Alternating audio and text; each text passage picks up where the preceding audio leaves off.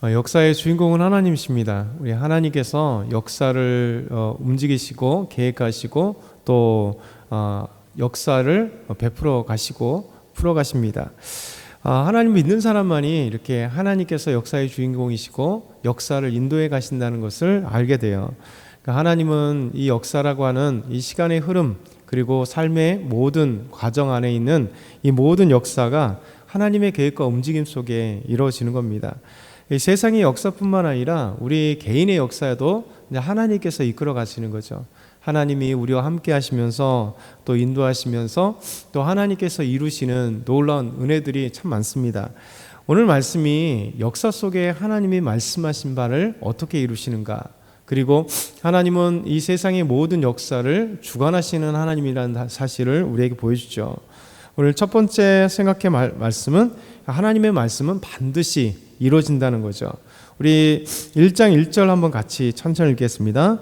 바사왕 고레스 원년에 여호와께서 예레미야의 입을 통하여 하신 말씀을 이루게 하시려고 바사왕 고레스의 마음을 감동시키심에 그가 온 나라에 공포도 하고 조서도 내려 이르되.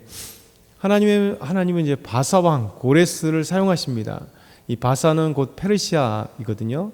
페르시아 이 바사 고레스 왕, 이 원년 고레스가 페르시아 왕으로 세워진 첫 해에 하나님께서 예레미야의 입을 통하여 하신 말씀을 이루려고 이렇게 말씀하세요. 그러니까 예레미야 선지자를 통해서 70년 전에 말씀하신 놀라운 말씀을 이제 하나님의 계획대로 하나님의 말씀하신 대로 이루어지는 겁니다. 그러니까 역사를 움직이는 거죠. 하나님의 백성이 아니라 바로 페르시아라고 하는 거대한 제국의 그 가장 강력했던 페르시아 제국의 가장 강력했던 왕이 고레스입니다. 이 고레스 왕을 하나님이 움직이시는 거예요. 그래서 하나님께서 예레미야 입을 통하여 하신 말씀을 이루기 위해서 바사왕 고레스, 페르시아 왕이 이 고레스의 마음을 감동시키셨다 이렇게 말씀하고 있어요. 우리 하나님은 하나님의 말씀을 반드시 이루십니다.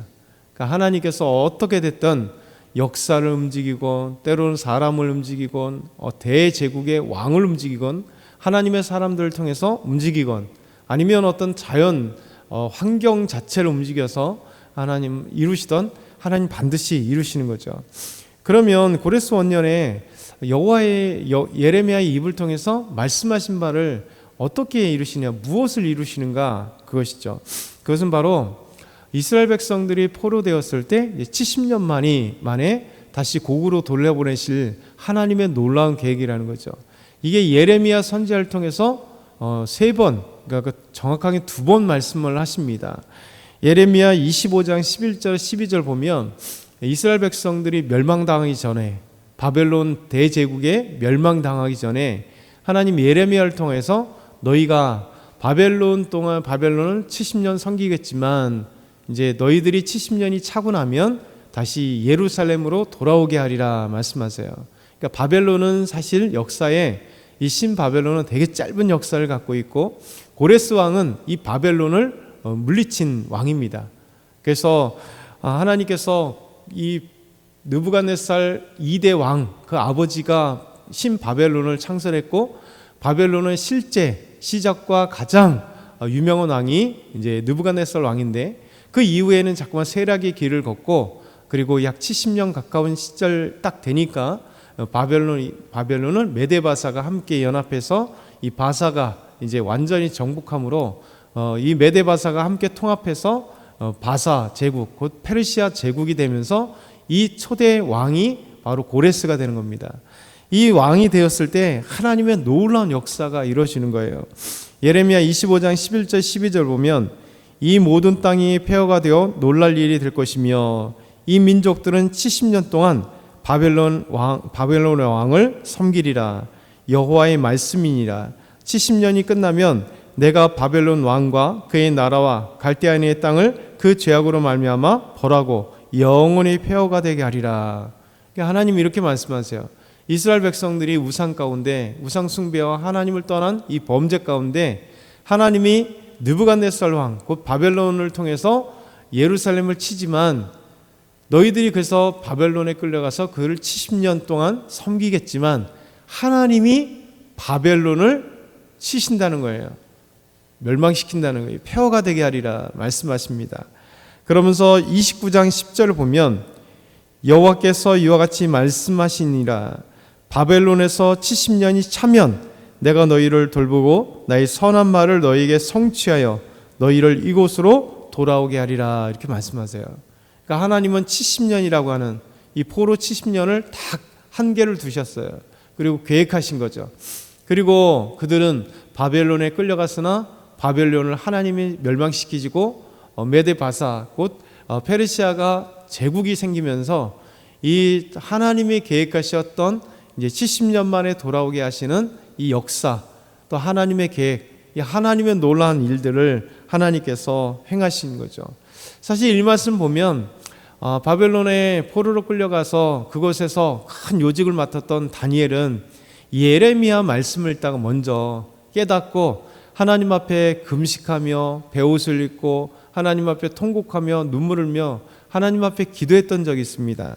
다니엘서 9장 1절 2절 보면 메대 족속 아하술의 아들 다리오가 갈대아 나라 왕으로 세움을 받던 첫 해 곧 그 통치 원년에 나 다니엘이 이 책을 통해 여호와께서 말씀으로 선지자 예레미야에게 알려주신 그 연수를 깨달았나니 곧 예루살렘의 황폐함이 70년 만에 그치리라 하신 것이니라.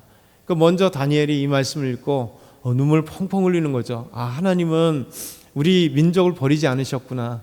하나님은 예레미야 선지자를 통해서 우리 민족이 비록 바벨론에 끌려왔으나 70년이 마치면 다시 우리의 고국인 예루살렘으로 돌아갈 수 있겠구나 라고 이 말씀을 읽으면서 눈물을 펑펑 흘리는 거죠. 하나님께 감사하고 기도하고, 비록 다니엘은 그의 삶에서 예루살렘으로 가지는 못했지만 그래도 그가 이제 소망을 두는 거죠. 비록 나는 못 갈 수 있지만 하나님이 반드시 우리 백성들을 인도해 가신다라는 사실을 깨닫게 되는 거죠.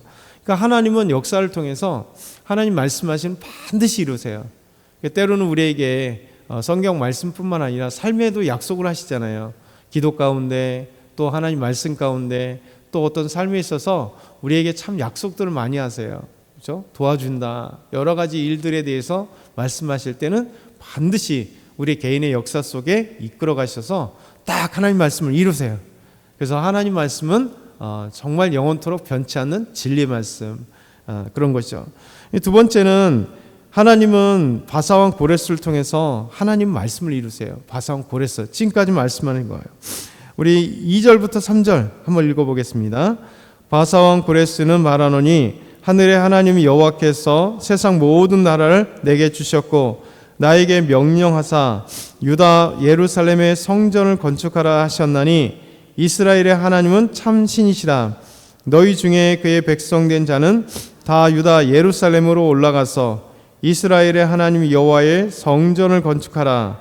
그는 예루살렘에 계신 하나님이시냐. 아멘.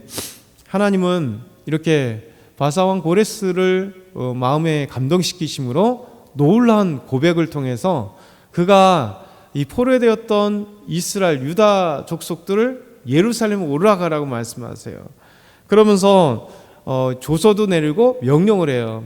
너희들은 다 유다 땅, 어디에 살고 있던 유다 백성들은 다 예루살렘에 올라가라. 사실은 유다 백성들은 감히 갈 수 없는 거죠. 그렇죠? 가면 반역인데 그 누구도 갈 수 없는 그 상황인데 오히려 이 고레스 왕이 명령함으로써 놀라운 일이 벌어진 겁니다. 하나님은 이 왕을 움직이시겠어. 그래서 예루살렘 성전을 건축하라. 그러면서 고레스가 뭐라고 얘기했냐면 사실 고레스는 자기 힘으로 얻어진 왕이잖아요. 메데바사 다 연합하고 이 바벨론을 물리쳤는데 사실 물리치면 가장 페르시아의 강력한 왕이 고레스라고 말씀드렸는데 그러면 교만하게 되잖아요. 야, 나의 힘과 능력과 내 제국을 보라. 당시 페르시아는 거대한 제국인데 이 페르시아의 제국을 내가 건설해놓으라. 이렇게 얼마든지 얘기할 수 있고 누구나 그렇게 추앙합니다. 근데 놀랍게도 그 얘기에서 나오는 게 뭐냐면 하늘의 하나님 여호와께서 세상 모든 나라를 내게 주셨다. 신기하죠. 하늘의 모든 하늘의 하나님 여호와께서 세상의 모든 나라를 자기 힘과 능력과 정치력과 우리 군대가 아니라 하나님이 주셨다라고 고백해요. 그러면서 나에게 명령하사 유다 예루살렘 성전을 건축하라고 하셨다. 하나님이.